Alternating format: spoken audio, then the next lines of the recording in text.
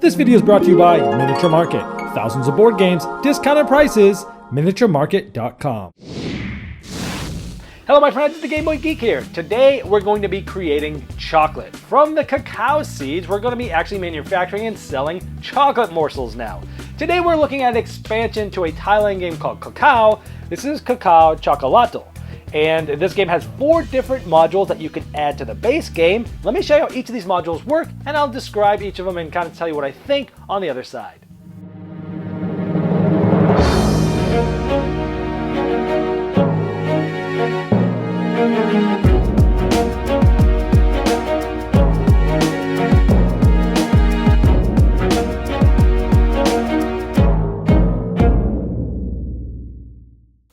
This expansion comes with 4 modules. The first one is the map tiles. Normally you just have 2 jungle tiles that you can draw when you place a jungle tile.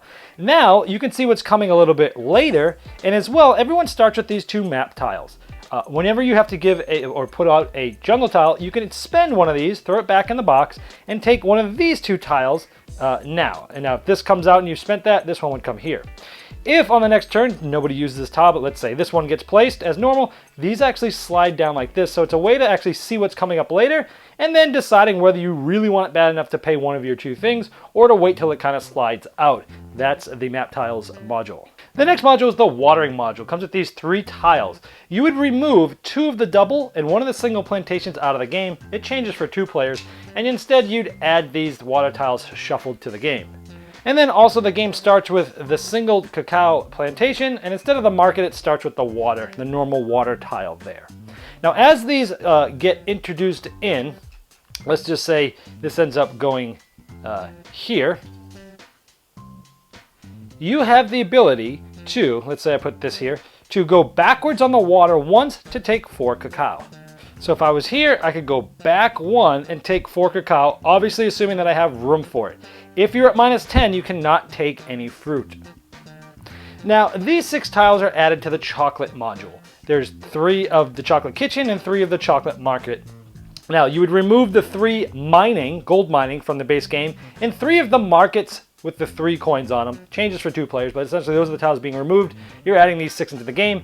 For every worker that you have here, you can basically turn a cacao bean into chocolate. It comes with these really cool, like chocolate looking bars here. So if I had a cacao here and I had 1 worker on that chocolate kitchen, I could remove that and replace it with a chocolate bar. You still can never have more than 5 of a total of either cacao or chocolate. And then here you can either sell cacao for 3 and or sell chocolate for 7.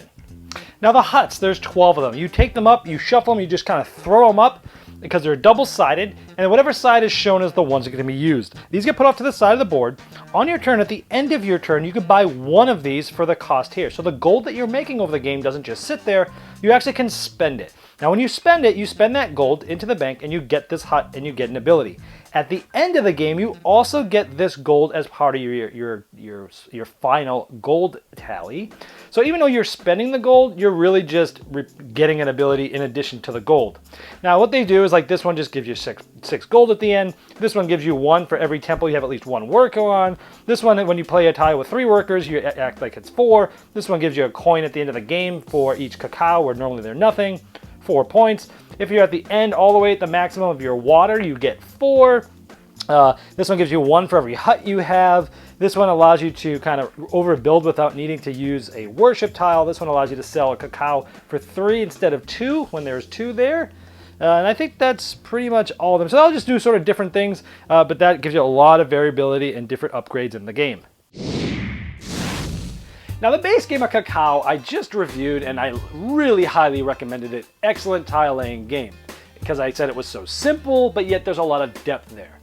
But I could see where over the course of time, it would get a little stale because it is so simple and there's only those different tiles. You get the sun worshiper, and you've got the market, you've got the gold mines, you've got the water, and there's things there.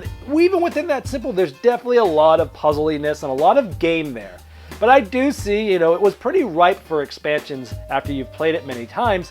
And so now this has come out. Now, what do I think about this? This is one of those expansions where, you can add or subtract any of the modules that you want.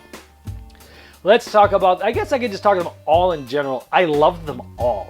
In fact, I would probably, if I am playing this game with a gamer, even teaching a gamer for the first time, I would probably use all of the tiles, all of the modules at once if I was teaching it to a gamer.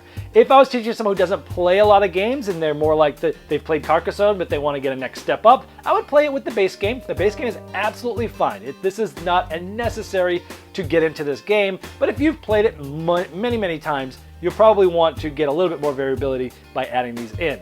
I mean, they're all awesome. The map tiles, it's so cool. You can see what's coming a little bit further. It gives you more information, yet deeper and more depth of your decision making. And oh, hey, by the way, if you need that thing now, I'm gonna play that map tile and get it. But maybe I wanna press my luck and go, you know what? I don't have to spend this map if he doesn't take it next turn. And then he takes it and you're like, oh, I should have spent it, you know? Really cool aspect. I love that, and it's simple and it kind of moves out that way. The water tiles, so cool, because before the waters was like hard to come by, but if you made it up all the way, it was a good way to make money.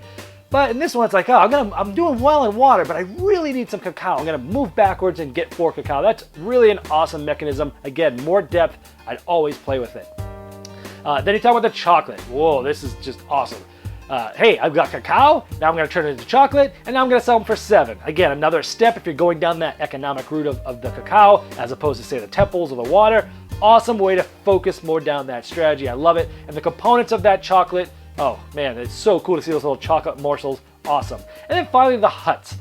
Awesome, very cool as well. You shuffle them up, you throw them on the table, and you pick which ones you want as you're going on. And I love how, like, in the base game, yeah, it was fine. If you're collecting a lot of gold from selling cacao seeds, you're getting all this big stash of gold, and it didn't feel like odd when you played the base game. But now that I've played this, I'm like, oh yeah, I guess it was kind of not that cool to just have a stack of coins sitting there all game. They didn't really do me anything except points at the end. Where it's like, hey, you can trade in that gold and get this cool special ability. Oh, and hey, by the way, even though you trade in that gold, you're still getting credit for it at the end of the game, but now you're getting a special ability. Amazing, really cool idea. They're all so different. It makes each game different, allows you to focus more.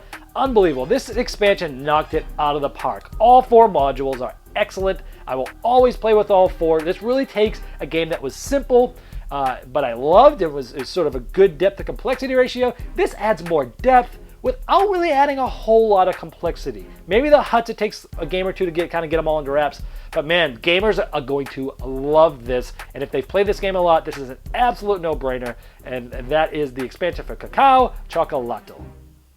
This video was sponsored by Miniature Market's Review Corner. The Review Corner features podcasts, video, and written game reviews by gamers for gamers. Miniature Market, the online gaming superstore. Thousands of board games, discounted prices. Check them out at miniaturemarket.com.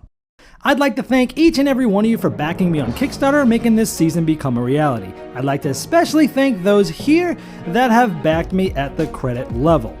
Now, these video reviews are also available by audio on our podcast. It's the intros and the final thoughts on GameBoyGeek.com. Click podcast.